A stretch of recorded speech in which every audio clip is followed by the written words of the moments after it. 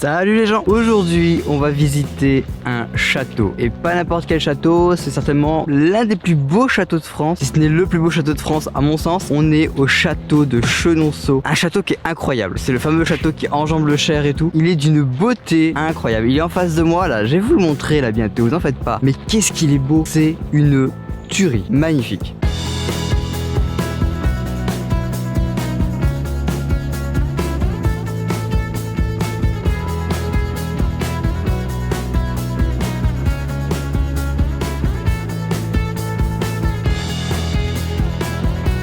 Alors il faut savoir que c'est un château du 15e, 16e siècle et il est surnommé le château aux dames parce que ce sont des femmes qui ont construit ce château, qui l'ont modifié, qui l'ont rénové et tout. On connaît notamment Catherine de Médicis, Diane de Poitiers. Bref, c'est le château de la douceur.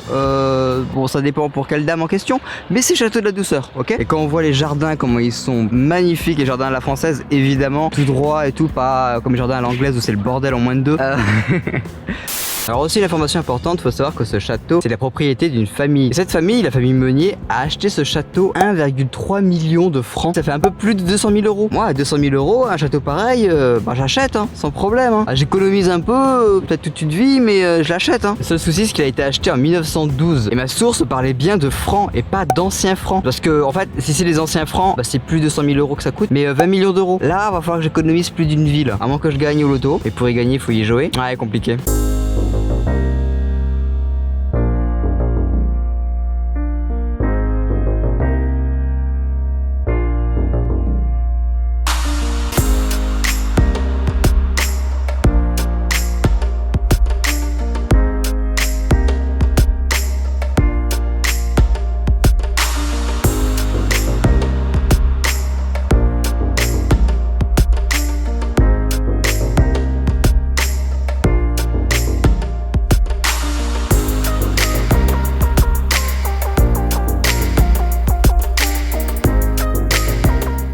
Alors quand je vous dis que c'est le château aux dames, faut savoir qu'à la base le château c'est juste ça. À la base c'est juste ce petit carré là. Et par la suite Catherine de Médicis a construit le reste, toutes les galeries qui vont au-dessus du Cher. Et c'est pour ça que Catherine de Médicis est aussi emblématique ici. Déjà c'était une femme emblématique parce qu'elle était quand même reine de France, elle a été régente et tout. Et évidemment ce château, c'est complètement son château quoi.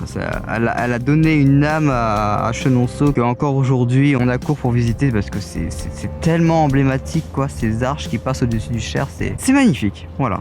Bon, après le château de Chenonceau, ça va être très compliqué de rivaliser aujourd'hui. Surtout avec ce que j'ai devant moi, même si c'est un endroit qui est... C'est pas très connu du tout d'ailleurs, mais j'allais dire qu'il est connu, mais pas du tout. On est à l'aqueduc de Luynes. C'est un aqueduc romain et gallo-romain aussi, au passage. C'est pareil. C'est grosso modo pareil. En gros, c'est un aqueduc qui est en très bon état et il y en a très peu. Dans tout l'ouest de la France, par exemple, c'est le seul qui est vraiment en bon état. Du coup, on va juste faire quelques plans de cet aqueduc parce qu'on passe à côté et que ça faisait partie de la liste et puis pourquoi pas, tout simplement, pourquoi pas.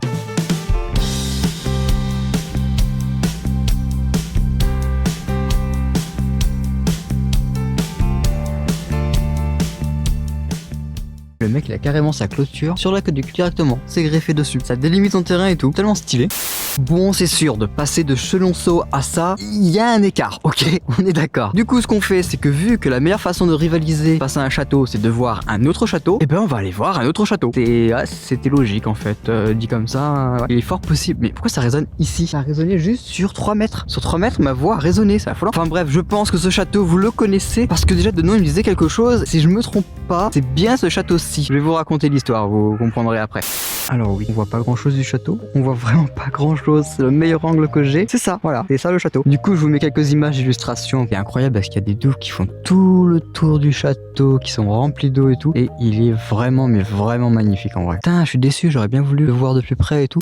On est au château de la Motte-Chandonnier. Comment vous dire, l'histoire de ce château, peut-être que le nom déjà vous dit quelque chose, mais ce château-ci, en fait, a été racheté par des milliers d'internautes, tout simplement pour le rénover et pour plus tard l'exploiter. Parce qu'il faut savoir que vraiment le château tombait en ruine et tout le monde s'en foutait quoi, vraiment. Et c'est trop beau l'histoire en vrai, c'est tellement trop beau. Des gens qui ne connaissaient absolument pas le château se sont dit bah ok, j'y participe à la rénovation de mon patrimoine et tout. Et même au-delà de la France, il y a même des gens qui sont pas du tout français, ils sont pas forcément concernés par le château. Donc il y a des milliers de copropriétaires de ce château, c'est incroyable.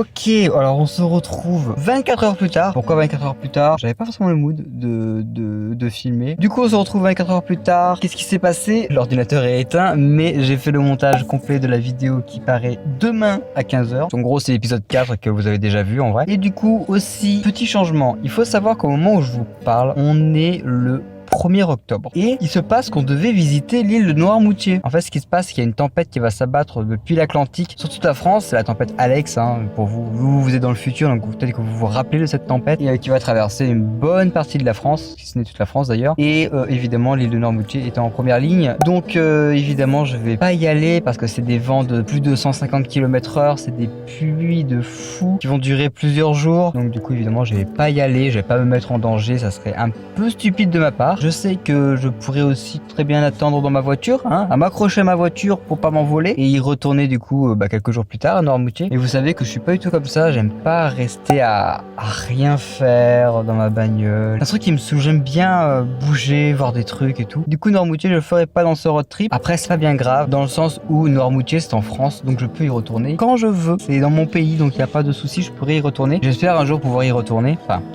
y aller déjà, ça serait déjà pas mal. Donc c'est pas bien grave. Donc on va continuer le voyage tout de même évidemment. On continue de descendre du côté sud-ouest de la France jusqu'à la fin de notre voyage. Enfin bref, ça clignote depuis le début et vous me dites rien. Bah, bravo. Dans tous les cas, on va se laisser là. Pour la suite, vous connaissez les méthodes de soutien, le petit like, le petit commentaire et l'abonnement évidemment si vous n'êtes pas encore abonné et que vous voulez me soutenir. Je vous en remercie évidemment par avance et à plus du coup.